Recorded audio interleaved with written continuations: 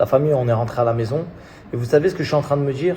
Je suis en train de me dire pourquoi il y en a, ils sont en train de vous mettre des douilles extraordinaires et vous voyez pas, vous voyez rien. Vous avez remarqué que c'est devenu un buzz de faire les défenseurs du peuple, soi-disant, des défenseurs du peuple, c'est devenu un buzz. Maintenant, venir à Dubaï et faire crari, ces influenceurs, mythos, nanani, ça, c'est un buzz. Le mec, il prend un avion, il vient pour soit se taper avec des influenceurs, c'est devenu un métier. Et dès qu'il a fini de se bagarrer avec un influenceur, il fait un placement de produit tout de suite. Ou dès qu'il va clasher un gars, par exemple Laurent de la GLC, il va le clasher. Laurent Taras, ouais, si vous voulez, il y a un truc là, je peux vous vendre des t-shirts. Wallah, c'est pour ça j'ai envie de reprendre les croustilles et mettre des fins de carrière. Ces pseudo-rappeurs, je vais même pas donner leur blaze, parce qu'après, t'as vu, ça va commencer à me dire je sais pas quoi. Je cherche du buzz, soi-disant. Des pseudo-rappeurs devenus influenceurs qui critiquent des influenceurs, mais quand leurs collègues rappeurs font du trading, ils parlent pas. Leurs collègues rappeurs qui rappent, eux, ils font du trading, on les entend pas parler.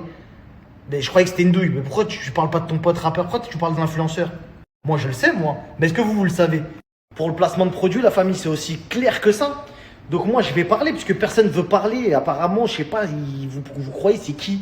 Je parle du rappeur, là, qui fait que de manger sur Dubaï. Il fait que de manger. Wallah, dinguerie. Et il fait que des placements de produits sur les côtes de Laurent. Voilà, il parle que de Laurent tous les jours et il fait des placements de produits sur ses côtes.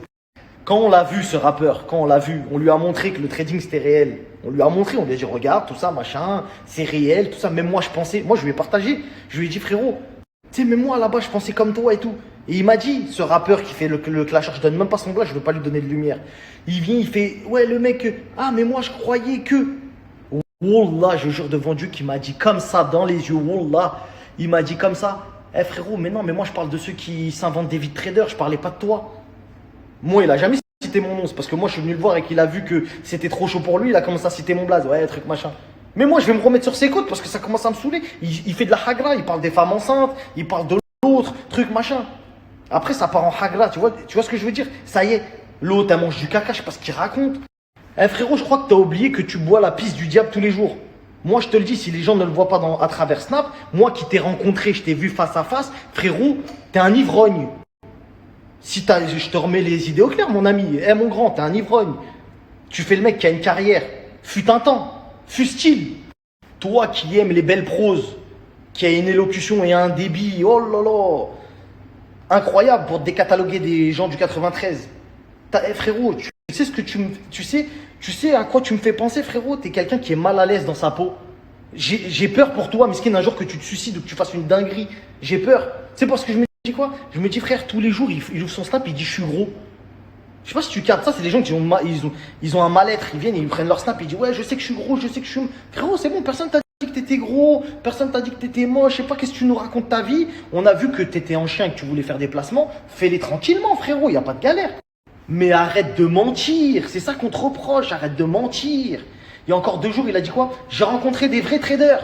Et je vous dis, ils m'ont dit qu'ils n'allaient pas partager leurs signaux. Et moi, je vous dis, frère, en face, tu m'as dit clairement, mais comme j'ai vu que c'était vrai, Marc, mais comment tu veux que maintenant que je fasse du trading?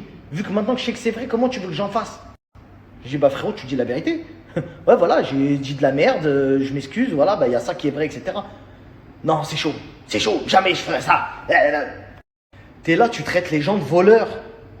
Tu traites les gens de voleurs pour faire des placements de produits frauduleux, au passage. Je te le dis, entre toi et moi, frérot, t'es un ouf.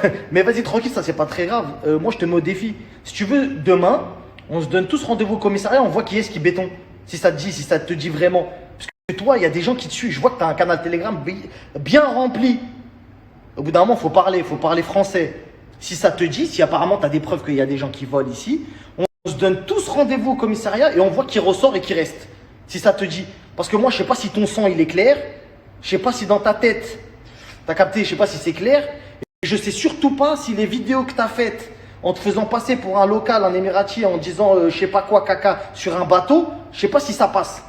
Et vu que les gens n'ont pas vu la médiocrité de tes placements, bien que tu nous fasses bien rire, c'est en fait la véracité de tes propos que j'ai envie de remettre en question. Parce qu'il les gens, ils sont encore perturbés, ils te voient comme un gourou. Ah ouais, le défenseur du... Frérot, il te dit, demain, je vais terminer Laurent de la GLC. Il te fait 7 placements de produits. Il l'a dit lui-même, c'est lui qui l'a posté, c'est 5 000 € le placement de produit chez lui. Tous les jours, vous lui donnez 15 000 € à le regarder, ce rappeur déchu. Il vous poste son son, il vous dit, ouais les gars, partagez. Ouais. Tout ça pour placer ses sons et faire des placements de produits. Ah, j'ai plus rien à dire. La tête de WAP. Moi, me chauffez pas parce qu'après, je vais commencer à dire des trucs de fou. Donc, vas-y, tranquille. Je mets au défi toutes les personnes de son canal Telegram de venir chez moi dans le Blata Gang. Il y en a un qui a écouté mes comptes. Déjà, je vais parler clair, déjà. Tous ceux de son canal, tous ceux qui le suivent, qui veulent insulter gratuitement, etc. Il aime bien les gens qui... Il a mis Laurent en hashtag numéro 1, soi-disant tendance France. Oui, rends l'argent Laurent. C'est ce qu'on va faire. J'invite toutes les personnes qui t'ont suivi, qui t'écoutent encore et qui pensent que ce que tu dis c'est vrai, alors que ton haleine, elle pue la vodka d'ici. Je les invite à venir dans le Blata Gang et qu'elles essayent. Et si elles perdent avec mes conseils, je leur rembourse. J'ai parlé français. T'as pas besoin de faire un hashtag. Là, c'est moi qui l'ai dit. Si vous venez, vous perdez sur mes conseils, etc. Vas-y, on va rembourser les gens, pas de problème. Et moi, c'est moi qui ai pris l'initiative de parler et te dire ça, parce que personne n'a parlé. Tout le monde te laisse, t'as pas compris que t'étais un guignol. Tout le monde t'a laissé faire ton cinéma, tout le monde a compris que te donner des vues, ça servait à rien. Sauf que moi, j'ai pris l'initiative de parler pour tout le monde. Je te le dis, pour tout le monde pense la même chose. Tu fais de la peine, miskin. Et quand Booba, il t'a terminé en te disant, frérot, t'es en dépression, wallah, qu'on le pense tous ici. Tu traînes tout seul au mall, tu nous montres des sacs de croissants au pain au chocolat à 10h du bar au mall en nous disant ah la famille je vais aller manger. Tu fais... Frérot, starfallah, achète-toi une vie sociale. À défaut de ne plus en avoir dans ton game de rappeur. D'ailleurs, je ne sais pas qui va faire un feat avec toi dorénavant. T'es devenu influenceur, mon grand, je te le dis. Qui va faire un feat avec toi? Et j'ose même pas parler des rappeurs à qui tu m'as parlé quand on s'est vu en face. Je vais même pas citer leur nom parce que tu risques de te faire des grands problèmes dans ton truc. Et déjà, si tu veux l'ouvrir, commence à parler de tes potes rappeurs qui font du trading. Si tu veux parler de trading, parce que tu connais rien, t'es un abruti fini. Et si tu veux avoir un débat, je suis là. Tu veux aller au commissariat, je suis là. Et tu veux parler de ce que tu veux, je suis là. Voilà, comme ça, il n'y a pas de truc. Et quand tu accepteras le tête-à-tête avec Dylan, blond, yeux bleus, frérot, faut arrêter de s'inventer des vies de voyous, mon frère. Wallah, t'es un voyou, tu peux éteindre des gens. Frérot, tu m'as vu, tu m'as regardé, tu m'as dit quoi? Tu m'as menacé direct. Tu m'as dit, ouais, t'as vu, moi je te le dis, je peux envoyer des équipes partout dans le monde, etc. Dans ma tête, j'ai la kékra là, il est en train de parler avec un influenceur ou il parle avec la mafia? Je t'ai regardé droit dans les yeux, je t'ai dit, garde tes menaces, mon frère, moi je vais aller chez les keufs, ça va être vite fait, bien fait. Tu m'as regardé, t'as vu que t'étais niqué, tu t'es dit, ah ouais, lui, je peux pas l'avoir comme ça avec la menace. Non, mais frérot, alors je t'explique, ouais, explique-moi ce que tu veux. Mais au bout d'un moment, faut assumer ce que t'es un influenceur, frérot. Faut assumer, assume-le. Assume-le au moins. Ne sors pas tes vieux morceaux de rap en pensant que t'es encore dans le rap game. Booba, il comprend, il a le nez pour ça. T'as capté? Je t'explique. Une fois que t'es venu sur le placement de produits comme là t'es en train de faire, tu peux plus être accepté dans le rap game. T'es passé de morceaux en featuring avec des gros rappeurs à chanter Maïva Karma, Maïva. Je sais pas. Frérot, tu t'affiches. Wallah que quand je vois ça, j'ai honte. La gênance. Wallah que la gênance. Et si personne n'ose te le dire, je te le dis. Je te le dis, t'as beau avoir une répartie digne de ce nom, t'as beau m'expliquer par A plus B que t'as éteint des gens sur On n'est pas encore couché, je peux te le dire que c'était l'ancien temps. T'as fait des films avec Depardieu, c'était une chance dans ta vie, je te le dis frère. Parce qu'aujourd'hui, t'es tombé bien bas. Un mec qui fait un film avec Depardieu qui termine à Dubaï en train de parler de Maëva Guénam, remets-toi en question, Chacal. Ah bah oui frérot, la vérité ça fait mal. La vérité, ça fait mal. Tu nous fais des piètres imitations, tu nous fais des morceaux de Renault à 3h30 du bar avec des fonds noirs dans ton lit. Frérot, voilà, ça sent la dépression pour de vrai. Quand Booba il le dit, c'est vrai, frère. Il a senti en toi que le clash, il était caduc. Frérot, il n'y a pas de clash à avoir. Le mec, il est en HP. C'est la HP pour toi, ma gueule. Normalement, c'est camisole, HP, ça marre les coups. Frérot, t'es tellement fou que quand je t'ai vu, frère, Selem, je t'ai dit Selem, tu m'as dit, j'accepte pas ton Selem. Et tu sais, tu te souviens très bien de ce que je t'ai répondu. J'ai aucune morale à recevoir d'un mec qui boit de l'alcool, frérot. T'as vu, c'est pas bien de le dire en public, mais t'es un ivrogne. T'as vu, il faut que les gens ils le comprennent. T'es un ivrogne. Quand t'es sous piaf, t'es fou, tu fais des imitations. Quand tout va bien, tu reviens, t'essayes de nous faire un discours tout en français. Ouais, nanana. Frérot, t'as vu, retourne faire des films si apparemment t'es. Parce que tu fais l'acteur. Retourne faire des films, retourne faire du rap si t'es un rappeur. Pour l'instant, t'es influenceur, reste à ta place. Et encore une fois, je parle à toute la communauté de ce rappeur-là qui le suivent en pensant que c'est un gourou qui est en train de prendre au demeurant 15 000 balles par jour sur vos côtes. Parce qu'il vous fait croire qu'il va terminer Laurent de la GLC. Vous êtes peut-être pas au courant, parce que même Laurent peut-être ne veut pas que ça se sache, etc. Quand Laurent il est parti se protéger de quelqu'un qui est en train de parler de sa femme qui est enceinte, etc., il s'est dit quoi? Il s'est dit ouais, mais moi, je veux juste faire du buzz et prendre de l'argent. Hein. Je vous le dis tout de suite. Croyez pas, il en a rien à foutre de Laurent. Il parlait pas de Laurent il y a 4, 5, 6 mois. On est d'accord? Et là, subitement, il y a un mec qui s'est réveillé. Non, mais en fait, Laurent, voilà, Mila. Voilà, d'un coup il est arrivé, Mila, voilà. Voilà, réfléchissez un petit peu, voilà, c'est grave, c'est grave. Donc pour toutes les personnes qui le croient encore crédible, venez chez moi. C'est lui votre papa, votre défenseur, c'est lui. Venez dans le Blata Gang.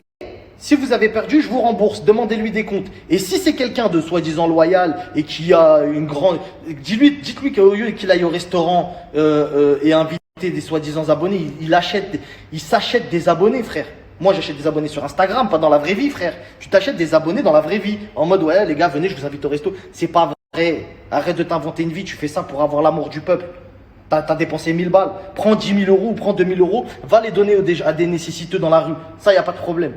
Donc, si tu as autant d'éléments que ça, si tu en as autant d'éléments en disant j'ai un gros dossier, on va se construire partie civile, rendez-vous demain. Rendez-vous demain, 9h au commissariat. Voilà, t'as une montre, tu sais regarder, 9h, 10h, 11h, tu me donnes rendez-vous. Je suis là, on viendra tous. Bizarrement, il y a quelqu'un, il va pas se réveiller, ça va être toi. Oh non, désolé les gars, j'étais en train de dormir. On les connaît les histoires, frérot. Voilà, t'as rien, de zéro dossier. Tu reçois des messages, tu ripostes tout ce que t'as. Il y a des rappeurs qui t'ont envoyé des messages, je suis au courant, pour dire, hey, poto, t'as vu, parle jamais de moi. T'as posté des messages avec des rappeurs. Ils t'ont mis des grandes mises à l'amende, te dit, hey, frérot, enlève ça tout de suite, parle pas de moi, mais Laurent, on en parle. Hein. Donc, pour toutes celles et ceux qui n'ont pas encore compris que ce mec-là est un jaloux et qui veut tout simplement prendre un peu d'argent sur les côtes de certains influenceurs, je vous mets Blata Gang. Copier-coller, vous connaissez déjà le système. Vous venez, vous nous rejoignez. Vous vous inscrivez, vous nous envoyez un message. Il y a Nadé et moi-même qui allons répondre sur le canal Telegram.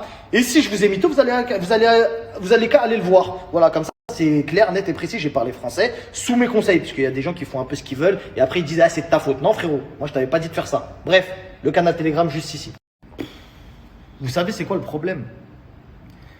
C'est que vous avez vu, il y a des gens, ils sont indétrônables parce qu'on sait que c'est pas des rageux. Tu vois, Booba par exemple.